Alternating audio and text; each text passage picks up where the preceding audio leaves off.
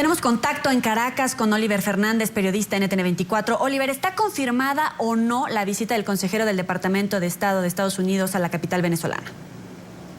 Sí, muy buenas tardes, gracias por este contacto. Así es, de sorpresa resultó esta visita de Thomas Shannon a Venezuela. De hecho, el gobierno del presidente Nicolás Maduro jamás anunció que este consejero de los Estados Unidos pudiera venir a Venezuela. Tenemos conocimiento que más temprano se reunió con representantes de la Embajada de los Estados Unidos acá en Caracas y en este momento está reunido con el presidente de la República, Nicolás Maduro. No se descarta que en horas de la tarde se reúna con sectores de la oposición. Eso lo pudimos conocer extraoficialmente. Pero para profundizar un poco más sobre este tema tenemos a la internacionalista Giovanna De Micheli, que nos va a profundizar un poco sobre qué lectura se le da a esta visita de Thomas Shannon a Venezuela, sobre todo previo a esta cumbre, a solo 2 días de la cumbre de las Américas en Panamá. Entonces llega este consejero de los Estados Unidos a Venezuela. ¿Qué pasa? ¿Se quiere bajar el volumen de estas sanciones que realizó el gobierno de los Estados Unidos,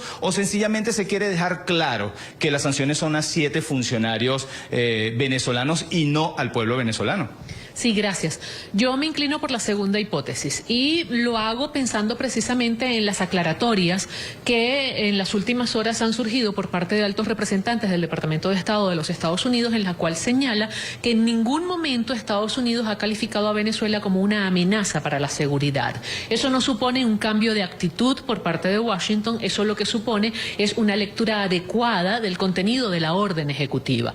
Es muy probable que sí, definitivamente haya generado cierta preocupación en Washington la mala interpretación o manipulación que se hizo del contenido de la orden ejecutiva, y ante eso se haya planteado la necesidad de aclararle tanto al gobierno nacional como a los sectores de oposición en Venezuela, que inclusive se han sumado al discurso y al planteamiento del gobierno, cuál es el verdadero alcance de la orden ejecutiva. Desmentir la idea de que es un decreto, no es un decreto, no es un acto legislativo, y desmentir la versión que ha circulado acerca de que es una declaratoria de amenaza para todo el Estado venezolano.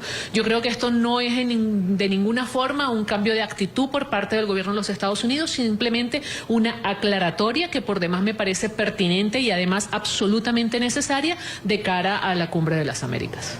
Además, también quisiéramos saber si el presidente de la República, Nicolás Maduro, en esta Cumbre de las Américas, pudiera emitir un comunicado, en ese comunicado final que va a emitir, obviamente, la Cumbre de las Américas, los presidentes, ¿pudiera condenar este decreto por parte de los Estados Unidos? No debería ser, ¿ok? Porque normalmente lo que resulta de la Cumbre de las Américas es un documento que lleva por nombre un mandato, y en él lo que se contienen son acciones a seguir en el mediano plazo, en el corto y en el mediano plazo, para alcanzar los objetivos del tema central de la cumbre. El tema central de la cumbre en ningún caso se refiere al impasse bilateral entre Venezuela y los Estados Unidos. El tema de la cumbre es prosperidad con equidad, y en consecuencia este mandato derivará en una serie de acciones que estén orientadas a garantizar la prosperidad con equidad en todos los países del continente. Sin embargo, pudiera suceder que se motorice la idea de un documento paralelo al documento final de la cumbre, en la cual sí algunos jefes de Estado se sumen a una suerte de condena a lo que han ellos calificado como injerencia por parte de los Estados Unidos. Ahora, también por parte del presidente de la República, Nicolás Maduro, ayer hubo movimientos en el gabinete. 2 de estos 7 sancionados ahora son viceministros de la República. ¿Qué lectura se le puede dar a eso también? Porque de alguna manera es un desafío para los Estados Unidos.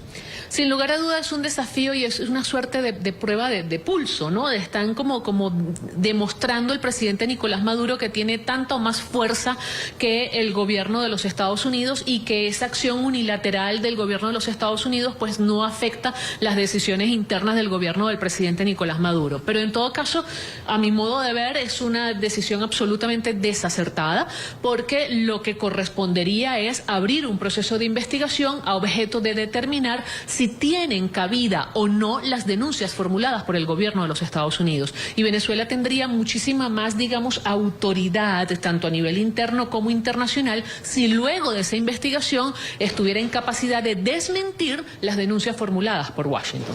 Ahora, pareciera que el protagonismo también en esta cumbre es Venezuela, Estados Unidos y Cuba. Sin embargo, también se ha hablado que la presencia de Thomas Shannon en Venezuela es de alguna manera para decirle al gobierno venezolano: un momento, nosotros lo que queremos es que ya Cuba entre de alguna manera al hemisferio, ya no haya ningún tipo de restricciones. Eso también, eso es parte de la lectura que le están dando algunos analistas en Venezuela. Yo no me inclino a esa lectura porque el asunto entre Cuba y Estados Unidos es un asunto estrictamente bilateral.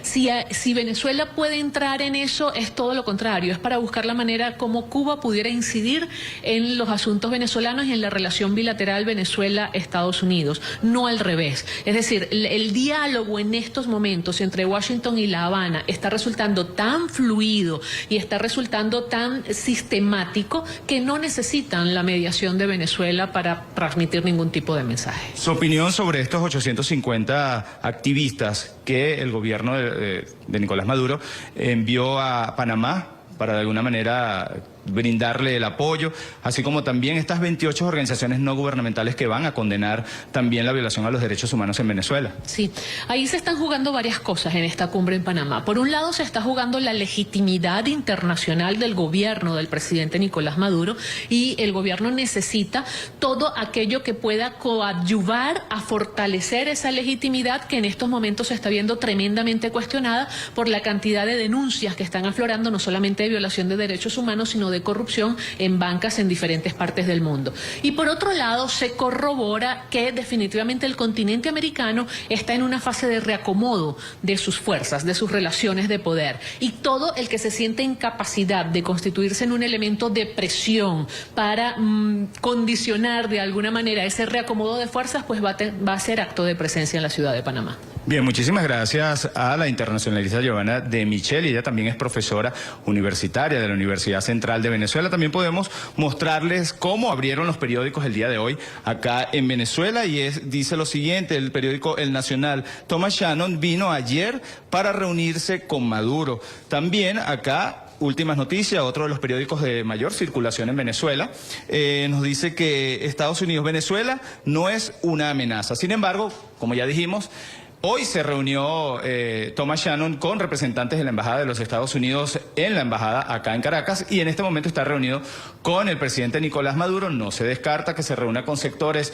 de oposición, y lo que nos comentaba la internacionalista Giovanna de Micheli es que el gobierno de los Estados Unidos lo que quiere es dejar claro que las sanciones no es para los venezolanos. Las sanciones son para 7 funcionarios que de alguna manera, con sus actos de corrupción presuntamente, representan una amenaza para el gobierno de los Estados Unidos. Es la información que manejamos desde acá, desde Caracas, Venezuela, y con ella los invitamos a que sigan con más en nuestro Centro Internacional de Noticias.